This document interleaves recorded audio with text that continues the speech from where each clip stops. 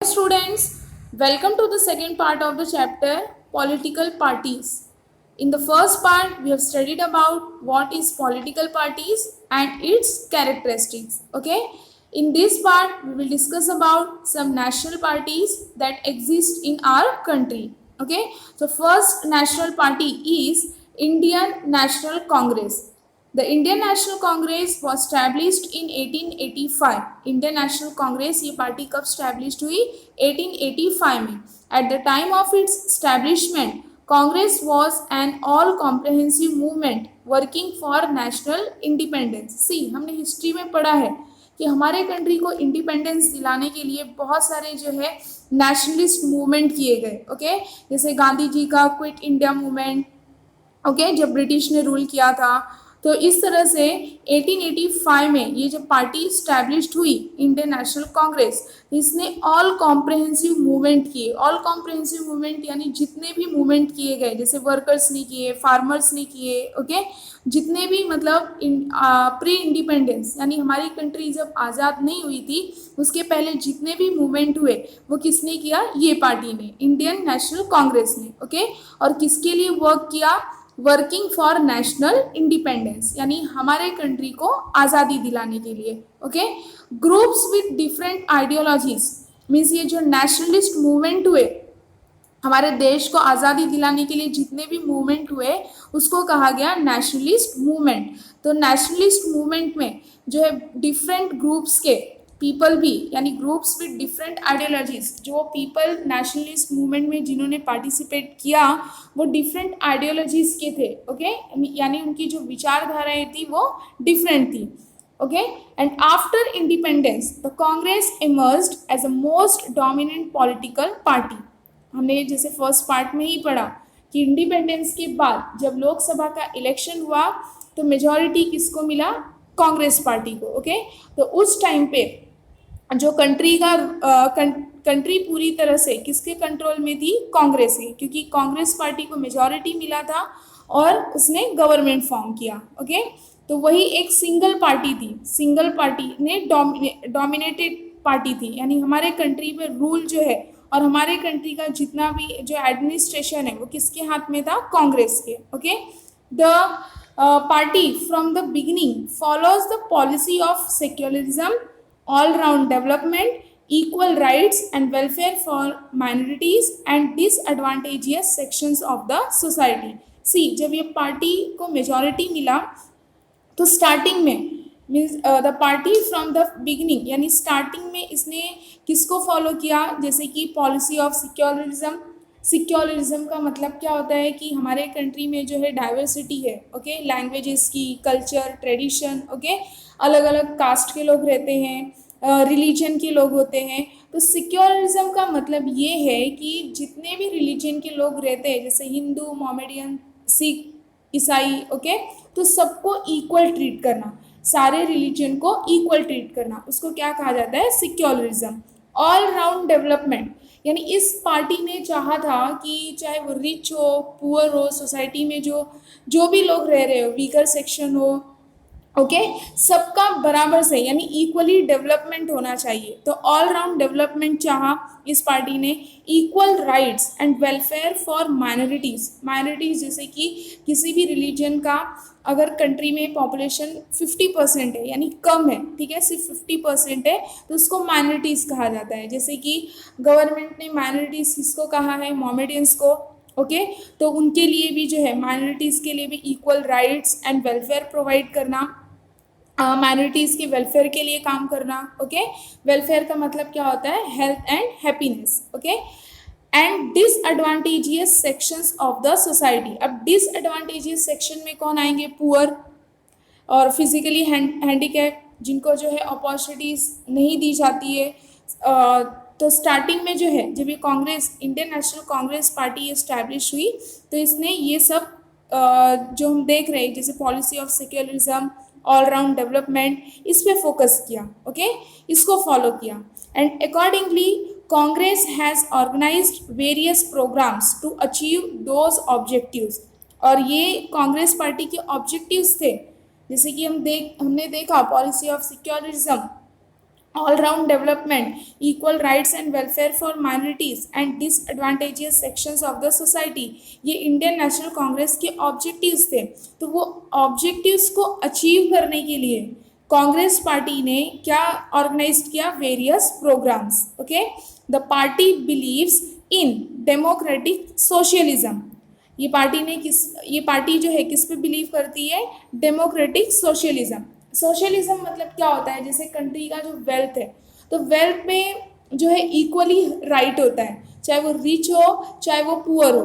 तो कंट्री के वेल्थ को जो है रिच और पुअर के बीच में इक्वली डिस्ट्रीब्यूट करना चाहिए, उसको क्या कहा जाएगा, socialism. Okay, next, social equality, चाहे जो भी हो, मतलब कोई भी कास्ट का हो, कोई भी रिलीजन का हो, सबको इक्वली ट्रीट करना। ओके, एंड इंटरनेशनल पीस, और किसको मतलब किस पे बिलीव करती है पार्टी, इंटरनेशनल पीस पे। तो ये हम देखेंगे कि इंडियन नेशनल कांग्रेस, हमने देखा इंडियन नेशनल कांग्रेस किस पे बिलीव करती है, democratic socialism, social equality and international peace. Okay, next party is communist party of India. आपको सिंबल देख के लग रहा, मतलब आप सिंबल देख के ये अंदाज़ा लगा सकते हैं कि ये जो पार्टी है ये किसके लिए वर्क करती है, किसके वेलफेयर के लिए, फार्मर्स के लिए। ओके, जो लैंडलेस लेबरर होते हैं, फार्मर्स होते हैं, वर्कर्स होते हैं, तो कम्युनिस्ट पार्टी ऑफ इंडिया उनके लिए वर्क करती है। ओके, उनका मेन ऑब्जेक्टिव क्या होता है, मेन एम, कि जो रूल जो है वो फार्मर्स, वर्कर्स और लैंडलेस लेबरर्स जो होते हैं उनके हाथ में होना चाहिए।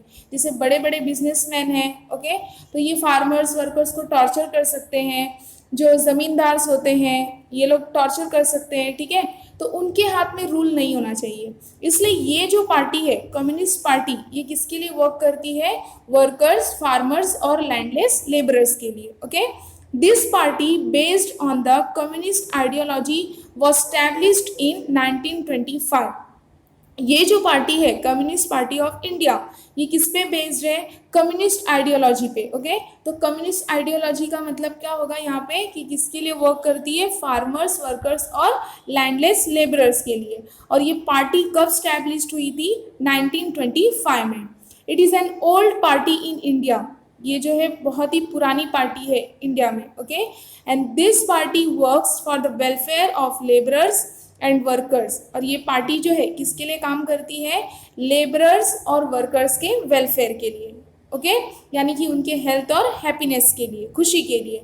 And the party opposes capitalism, ये पार्टी जो है किसको अपोज करती है, यानी किसके खिलाफ है, कैपिटलिज्म के लिए, क्योंकि इसने क्या अडॉप्ट किया है, सोशलिज्म, यानी फार्मर्स और वर्कर्स, लैंडलेस लेबरर्स के लिए काम करना, यानी सोशलिज्म, सोसाइटी के लिए, सोसाइटी के वेलफेयर के लिए ये पार्टी काम करती है, और इसलिए ये कैपिटलिज्म के खिलाफ है। अब कैपिटलिज्म का मतलब क्या होता है, कि जैसे मीन्स ऑफ प्रोडक्शन जो है उसको ओन करने का, मैनेज करने का काम किसका होता है, प्राइवेट इंडिविजुअल्स का, जिसके पास पैसे होते हैं। कैपिटल मीन्स क्या होता है, मनी, जैसे बिजनेसमैन हुए बड़े बड़े, ठीक है। तो ये पार्टी जो है कैपिटलिज्म के खिलाफ है। The party leadership developed differences in the 1960s over the issue of whether Communist Party of India should accept the leadership of Communist China or the Soviet Union। See, ये party बाद में जो है ना split हो गई, क्योंकि ये पार्टी के लीडरशिप में जो है क्या डेवलप्ड हो गया, डिफरेंसेस। ओके, कब, 1960s में, 1960s में ये पार्टी के लीडरशिप में डिफरेंसेस डेवलप हो गया। किस इशू को लेके, कि whether Communist party of India should accept the leadership of Communist China और the Soviet Union. See, Soviet Union means Russia. तो जो ये कम्युनिस्ट पार्टी है ये चाइना में भी है और सोवियत यूनियन में भी। तो डिफरेंसेस डेवलप क्यों हुए, क्योंकि ये पार्टी के लीडरशिप में ऐसा आया कि क्या उन्हें जो है कम्युनिस्ट चाइना का लीडरशिप एक्सेप्ट करना चाहिए या फिर सोवियत यूनियन का। ओके, इसके लिए लीडरशिप में डिफरेंसेस आ गए। And this led to the split in Communist Party of India and a separate party, Communist Party of India, that is Marxist, was formed in 1964।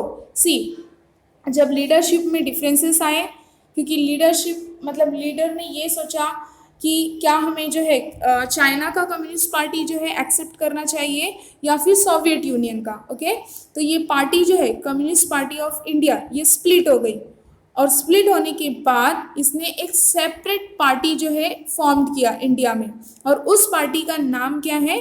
Communist party of India. Marxist. Marxist का मतलब क्या? जैसे कि हमने first chapter, history के first chapter और second chapter में पढ़ा है कार्ल मार्क्स के बारे में। ओके, तो कार्ल मार्क्स ने क्या बोला था कि हिस्ट्री किस पे होना चाहिए? लिविंग पीपल पे, जो कास्ट सिस्टम होता है कंट्री में उस पे होना चाहिए। ठीक है, क्लास स्ट्रगल के बारे में होना चाहिए। तो जिसने जो है मार्क्सिस्ट पॉलिसी को, उनके फिलॉसफी को, कार्ल मार्क्स की फिलॉसफी को अडॉप्ट किया, तो वो उनके मतलब फॉलोअर्स बन गए। ठीक है, तो इंडिया में जो है कम्युनिस्ट पार्टी ऑफ इंडिया से स्प्लिट होके एक नई पार्टी, सेपरेट पार्टी बनी। कौन सी party? Communist party of India, marxist. Okay, और ये पार्टी हमारे कंट्री में कब फॉर्म्ड हुई थी? 1964 में। Okay, next BJP, that is Bharatiya Janata party. Bharatiya Janata party is an important party at the national level. अभी फिलहाल जो है किसका गवर्नमेंट है? बीजेपी का ही। ओके, तो भारतीय जनता पार्टी को क्या कहा गया है? Is an important party at the national level, यानी नेशनल लेवल पे ये एक इम्पॉर्टेंट पार्टी है। भारतीय जन संघ वॉज स्टैब्लिश्ड इन 1951, यानी बीजेपी के पहले 1951 में कौन सी पार्टी स्टैब्लिश्ड हुई? Bharatiya Jan Sangh. This party was merged with Janata party that was established in 1977। See, बाद में 1977 में जब इलेक्शन हुआ तो वहाँ पे एक नई पार्टी हमने देखा फर्स्ट पार्ट में कि 1977 में जो है बहुत सारे जो है पार्टीज, नॉन कांग्रेस पार्टीज मिल के उन्होंने एक पार्टी फॉर्म किया। ठीक है, और उन्होंने कांग्रेस को चैलेंज किया था 1977 में। तो ये जो पार्टी है यानी भारतीय जनसंघ, ये 1977 में किसके साथ मर्ज हो गई, यानी मिल गई जाके जनता पार्टी के साथ। The Janata party could not survive, लेकिन जनता पार्टी जो है बहुत ही कम समय में, यानी ये ज़्यादा लंबे समय तक सर्वाइव नहीं कर पाई, बहुत ही जल्दी जो है डिसॉल्व हो गई। Okay, there was a split in the party and Bharatiya Jansangh, the component party of Janata Party, established a new party in 1980, that is Bharatiya Janata Party, यानी BJP। सी, भारतीय जनसंघ established हुई 1951 में, फिर बहुत सारे जो है 1977 में बहुत सारे नॉन कांग्रेस पार्टी मिल के उन्होंने एक पार्टी फॉर्म किया और कांग्रेस पार्टी को चैलेंज किया। ओके, तो 1977 में भारतीय जनसंघ जाके किसमें मर्ज्ड हो गई? जनता पार्टी में। लेकिन जनता पार्टी जो है काफ़ी लंबे समय तक नहीं टिक पाई। ओके, और उस पार्टी में जो है, उस पार्टी से जो भारतीय जनसंघ है वो क्या हो गई? स्प्लिट हो गई। Okay, the component party of Janata party established a new party, और फिर जनता पार्टी ने एक नई पार्टी जो है स्टैब्लिश्ड की कब? 1980 में, that is Bharatiya Janata Party, okay, BJP, and the party stands for the protection of Indian culture and traditions। और बीजेपी का मेन ऑब्जेक्टिव क्या है? ये पार्टी जो है किसके प्रोटेक्शन के लिए खड़ी होती है? Indian culture and traditions. उसका कहना ये है कि इंडियन कल्चर्स और ट्रेडिशंस को क्या करना है? प्रिजर्व करके रखना है। Okay, the party gives importance to economic reforms. ये पार्टी जो है किसको इम्पोर्टेंस, किसको महत्व देती है? इकोनॉमिक रिफॉर्म्स को। Okay, next communist party of India, that is Marxist. जो हमने देखा कि कम्युनिस्ट पार्टी ऑफ इंडिया में से जो है एक पार्टी स्प्लिट हो गई क्योंकि लीडरशिप में डिफरेंसेस डेवलप हो गए। वो लोग मतलब ये पार्टी ने सोचा कि चाइना की कम्युनिस्ट पार्टी को एक्सेप्ट किया जाए या फिर रशिया के। ओके, तो हम फोर्थ जो है नेशनल पार्टी देखेंगे, communist party of India, that is Marxist. Okay, this party proclaims का मतलब क्या है? दावा करना। तो ये जो पार्टी है किसके तरफ जो है, किसको दावा करती है? सोशलिज्म। जैसे मैंने बताया कि कंट्री का जो वेल्थ है तो उसको इक्वली जो है रिच और पुअर में डिस्ट्रीब्यूट करना, उसको क्या कहा जाएगा? सोशलिज्म। नेक्स्ट है सिक्योरिज्म, मीन्स ऑल रिलीजन को इक्वल ट्रीट करना, and democracy. Okay, democracy means peoples power. तो ये पार्टी किसको क्लेम करती है, किस पे दावा करती है? सोशलिज्म को, सिक्योरिज्म को और डेमोक्रेसी को। The party opposes imperialism. ये जो पार्टी है किसको अपोज करती है, किसके खिलाफ है, इंपेरियलिज्म। इंपेरियलिज्म का मतलब क्या होगा, जैसे एक कंट्री दूसरे कंट्री पे रूल कर रही है, उसको अपना गुलाम बना रही है, वहाँ के पीपल को गुलाम बना रही है, उस कंट्री को डोमिनेट कर रही है। ओके, जैसे एक पर्टिकुलर कंट्री अगर किसी और कंट्री पे जो है अपना रूल कर रही है, वो कंट्री को डोमिनेट कर रही है, ठीक है, अपने कंट्रोल के हिसाब से चला रही है, तो उसको क्या कहा जाएगा, इंपेरियलिज्म।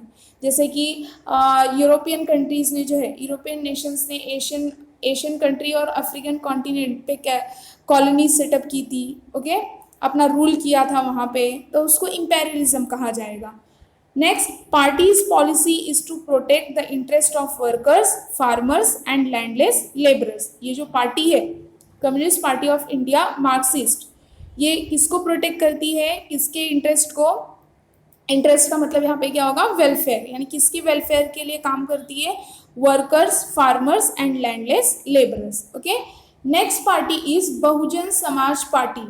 मतलब ये पार्टी किसके लिए स्टैंड करती है, किसके लिए, जैसे कि ST, okay, SC means schedule caste, schedule tribes या फिर ओबीसी, तो इनके लिए स्टैंड करती है। Okay, Bahujan Samaj party professes the socialist ideology.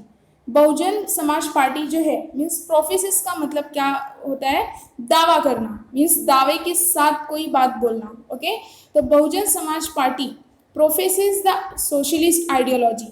ये इसने जो है बहुजन समाज पार्टी ने कौन सा आइडियोलॉजी अडॉप्ट किया, socialist. And in 1984 the party was established with the objective of protecting the interest of the majority. Okay, majority में कौन कौन आएंगे, जैसे कि schedule caste, schedule tribes, religious minorities and other backward classes together constitute a majority. See 1984 में ये party establish हुई, कौन सी पार्टी, बहुजन समाज पार्टी। और ये पार्टी का मेन ऑब्जेक्टिव्स क्या है, protecting the interest of the majority.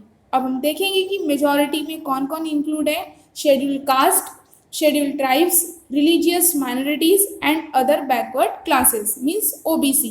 तो ये सब मिल के जो है क्या फॉर्म करते हैं, क्या कॉन्स्टिट्यूट करते हैं, majority. Okay, and the party aims to give power in the hands of the majority.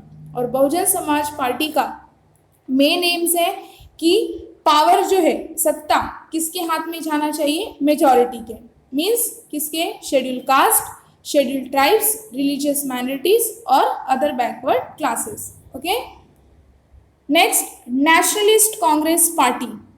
In 1999 there was a split in the Congress party and Nationalist Congress party was established. See 1999 में जो है Congress party से एक party split हो गई, यानी अलग हो गई। कौन सी party, nationalist Congress party. Okay, तो एक न्यू पार्टी स्टैब्लिश्ड हुई, national Congress party. The party believes in the values of democracy, equality and secularism. तो ये जो नेशनल कांग्रेस पार्टी है इस पे बिलीव करती है, भरोसा रखती है, कौन से वैल्यूज पे, values of democracy, equality and secularism. Okay, the party was in power in Maharashtra from 1999 to 2014 in coalition with the Congress party. See ये जो नेशनलिस्ट कांग्रेस पार्टी है, कोलिशन मीन्स गठबंधन, तो ये पार्टी जो है पावर में कब से आई है महाराष्ट्र में, कब से कब तक थी, 1999 से लेके 2014 तक। और किससे इसने गठबंधन किया था, कांग्रेस पार्टी से। ओके, वापस से इसने गठबंधन किया कांग्रेस पार्टी से, मीन्स 1999 में बोला गया है there was a split in the Congress party and nationalist Congress party was established. Okay, 1999 में जो है स्प्लिट होके एक नई जो है पार्टी स्टैब्लिश्ड हुई, नेशनल कांग्रेस पार्टी। और बाद में इस पार्टी ने बिलीव किया values of democracy, equality and secularism. Maharashtra में मीन्स महाराष्ट्र में ये पार्टी पावर में आई, लेकिन किसके साथ गठबंधन करके, कांग्रेस पार्टी के साथ। ओके, कब से कब तक, 1999 से लेके 2014 तक। ओके, कोलिशन का मतलब क्या होता है, गठबंधन, यानी जब बहुत सारे पॉलिटिकल पार्टीज या फिर दो पॉलिटिकल पार्टीज भी एक साथ मिलके अगर गवर्नमेंट फॉर्म करते हैं तो उसको कोलिशन कहा जाता है। ओके, और हिंदी में गठबंधन।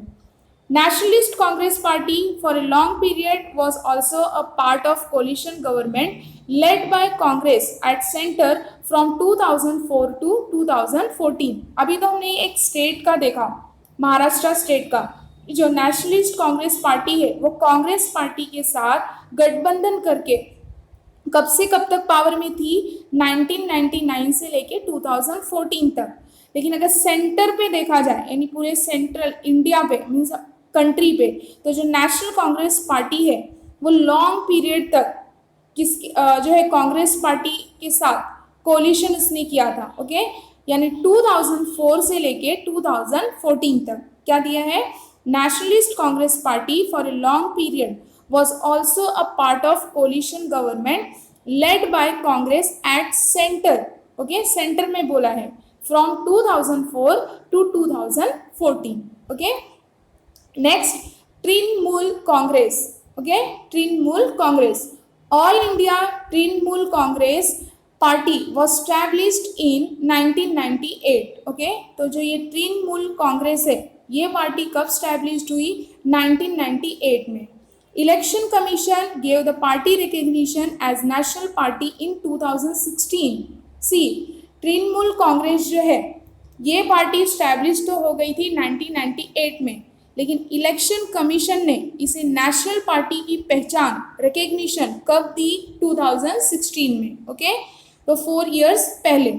The party supports democracy, secularism and protection of interest of weaker sections of the society। तो जो तृणमूल कांग्रेस पार्टी है जो इंडिया में स्टैब्लिश की गई 1998 में, तो ये पार्टी किसको सपोर्ट करती है, डेमोक्रेसी को, सिक्योलरिज्म को and protection of interest of weaker section of the society. तो सोसाइटी के वीकर सेक्शन कौन होते हैं, जैसे पुअर, ओके, और अभी हमने जो देखा schedule caste, schedule tribes, okay, OBC, ये सब वीकर सेक्शन में आते हैं, या फिर चिल्ड्रेन, ओके, या फिर फिजिकली हैंडीकैप्ड, तो ये वीकर सेक्शन में आते हैं। ओके, नेक्स्ट हम एक चार्ट देखेंगे, number of seats secured by national parties in Lok Sabha election of 2009 and 2014। ये जो चार्ट है ये लोकसभा इलेक्शन का है। ओके, तो हम देखेंगे कि कौन से नेशनल पार्टीज ने लोकसभा इलेक्शन में यानी 2009 और 2014 में कितना सीट्स इनको मिला था। ओके, जैसे फर्स्ट वन है इंडियन नेशनल कांग्रेस, तो 2009 में कितने सीट्स इनको मिले, 206, और 2014 में ओनली 44। ओके, तो जैसे लोकसभा इलेक्शन में सीट्स कितने होते हैं, 543, तो उसमें से 2009 में इंडियन नेशनल कांग्रेस को कितने सीट्स मिले, 206। ओके, और 2014 में कितने सीट्स मिले, 44। Next communist party of India, 2009 में ओनली 4 सीट और 2014 में 1। Bharatiya Janata party that is BJP, तो 2009 में 116 ही सीट मिले, लेकिन 2014 में 282।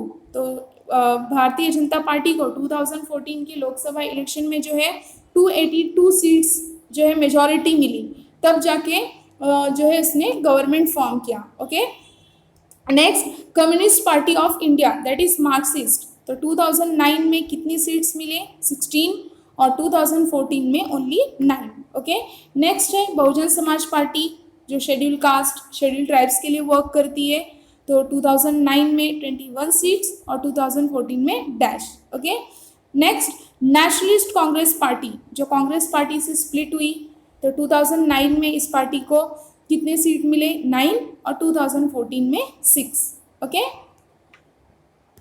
नेक्स्ट हम जैसे न्यूज़पेपर पढ़ते हैं। ओके, तो न्यूज़पेपर में हमें पॉलिटिकल पार्टीज़ के बारे में डिफरेंट न्यूज़ दिए रहते हैं, जैसे कि हम देख रहे हैं power shift in Tamil Nadu, okay, political marketing leading to terror, okay, coalition of BDP and BJP, formation of a new party in Maharashtra, Haryana Janhit Congress achieves two objectives, anti defection law conducive to democracy, Shiromani Akali Dal gets clear majority. तो ये जो news हम देख रहे हैं, तो ये कुछ एग्जाम्पल्स है। तो न्यूज़ पेपर में ऐसे न्यूज़ आते रहते हैं, तो हमें इससे जो है ऐसे न्यूज़ से ये पता चलता है कि हमारे कंट्री में कौन से पॉलिटिकल पार्टीज एग्जिस्ट करते हैं। Okay, next, you must be reading different news in newspapers.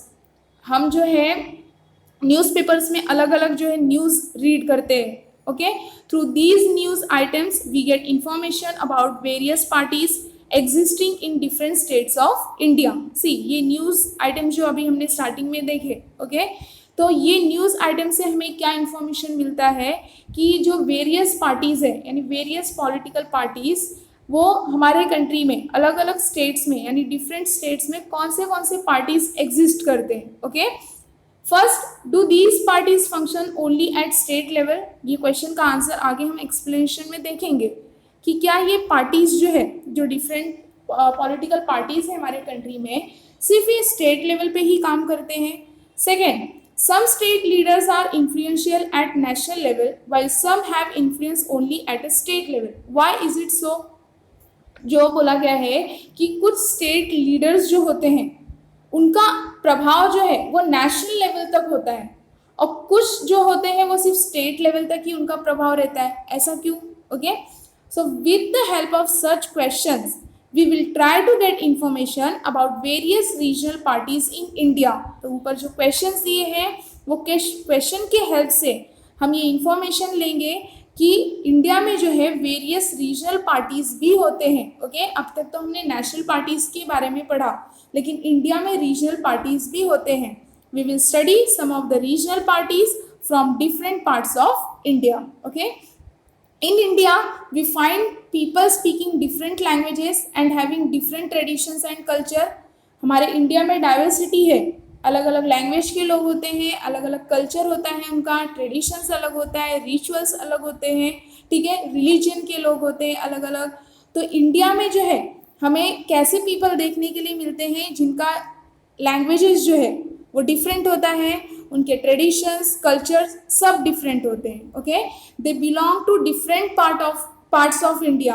क्यों ऐसा? क्योंकि वो इंडिया के डिफरेंट पार्ट्स से बिलोंग करते हैं। जैसे कोई तमिलनाडु का है, ओके, कोई यूपी का है, कोई बिहार का है, कोई केरला का है, ठीक है, कोई दिल्ली से है, कोई उत्तराखंड से है।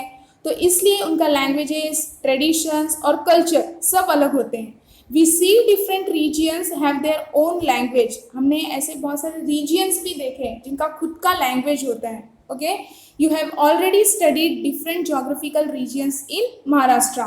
Okay, in Maharashtra there exists geographical and cultural diversity.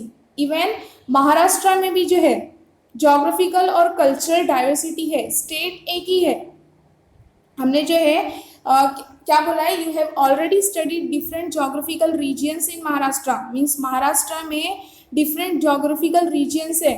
Okay, तो जोग्राफिकल रीजियंस में जो है उनका जोग्राफिकल और कल्चरल डाइवर्सिटी होता है। जैसे ठीक है, महाराष्ट्र का जो है ज़्यादातर लोग यही समझते हैं कि एक कॉमन लैंग्वेज है मराठी, लेकिन जैसे कि जोग्राफिकल रीजियंस अलग अलग हुए, जैसे वंजारी होते हैं तो वंजारी का लैंग्वेज अलग होता है, मांगेली होते हैं, मांगेली का लैंग्वेज अलग होता है, ठीक है। जो सी कोस्ट के पास हमने जो मांगेली लोग कौन होते हैं, जो सी कोस्ट के पास जो मछुआरे होते हैं, ठीक है, जो फिश कैच करते हैं वो मांगेली होते हैं। तो ऐसे ही जोग्राफिकल रीजियंस है महाराष्ट्र में, डिफरेंट जोग्राफिकल रीजियंस, जिसकी वजह से उनका लैंग्वेज, कल्चर और ट्रेडिशन सब क्या होता है, अलग होता है। Maharashtra is different from Madhya Pradesh and Karnataka.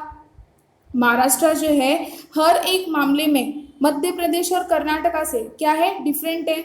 Okay, the feeling of affinity developed about our language and region gradually turns into the identity consciousness and finally gives rise to regionalism. See, previous standard में आप लोगों ने हिस्ट्री में पढ़ा regionalism.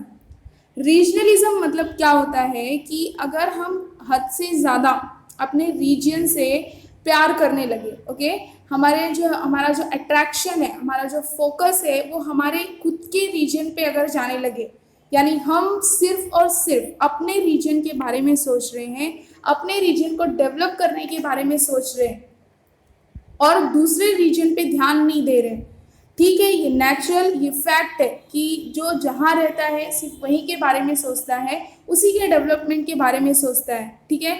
लेकिन हमें दूसरे के रीजन को जो है इंफीरियर नहीं बताना है। अगर ये रीजनलिज्म कब आएगा, जब हम अपने रीजन को कुछ ज़्यादा ही लेके जो है पॉजिटिव हो जाएंगे, ओके, उसके ही बारे में सिर्फ सोचेंगे, तो उसका मतलब क्या होता है, रीजनलिज्म।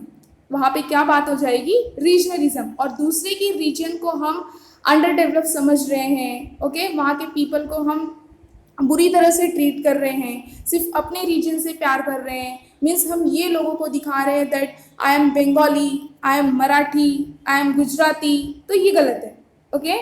तो फीलिंग ऑफ एफिनिटी का मतलब क्या होगा यहाँ पे, an attraction to something, means कोई चीज है जिसपे हमारा अट्रैक्शन ज़्यादा जा रहा हो, ओके, तो उसको क्या कहा जाएगा, एफिनिटी।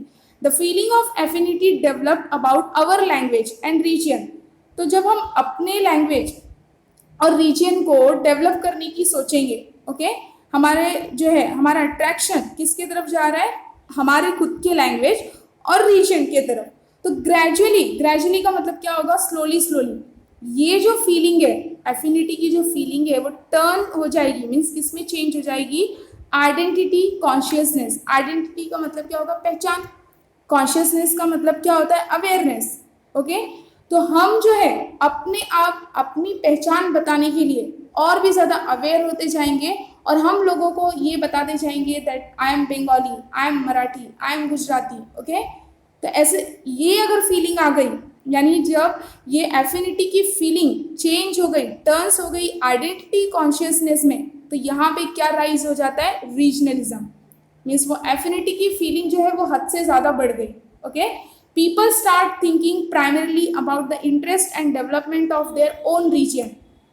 People क्या सोचने लगेंगे, प्राइमरीली यानी सबसे पहले वो किसको इंपॉर्टेंस देंगे, खुद के रीजन को डेवलपमेंट करने की सोचेंगे, okay. They start feeling proud of their language, literature, traditions, history of social reforms, educational and cultural movements, and this gives rise to the development of linguistic identities. See, people जो है खुद के reason को develop करने के बारे में सोचना स्टार्ट करेंगे, और वो किसको लेके जो है प्राउड फील करना स्टार्ट करेंगे, उनके language, literature, traditions, history of social reforms, okay, जो उनके रीजन में जो है जो भी सोशल रिफॉर्म्स हुए हैं उसके हिस्ट्री के बारे में, एजुकेशनल और कल्चरल मूवमेंट्स। और ये धीरे धीरे ये सारी चीज़ें किसको राइज करेगी, किसका ग्रोथ होगा, development of linguistic identity, okay. Linguistic मतलब क्या होगा, लैंग्वेज। इसका मतलब ये है कि वो अपने लैंग्वेज की पहचान कराना चाहते हैं।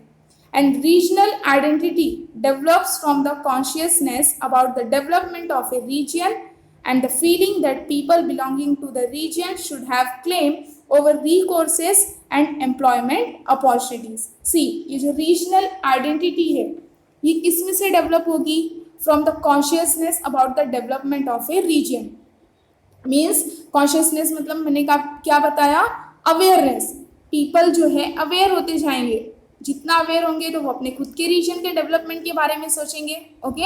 And feeling that people belonging to the region should have claim over recourses।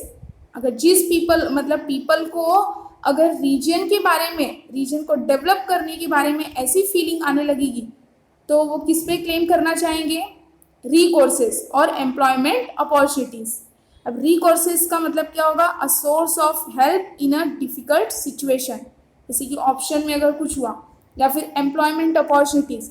Employment opportunities मतलब क्या, कि जैसे कि अगर कोई महाराष्ट्र में रह रहा है और उसको मतलब अपने रीजन से कुछ ज़्यादा ही लगाव है, ओके, अपने रीजन पे जो है बहुत ज़्यादा ही प्यार है, वो बोल रहा है आई एम महाराष्ट्रियन, या फिर गुजरात में कोई है तो बोल रहा है आई एम गुजराती।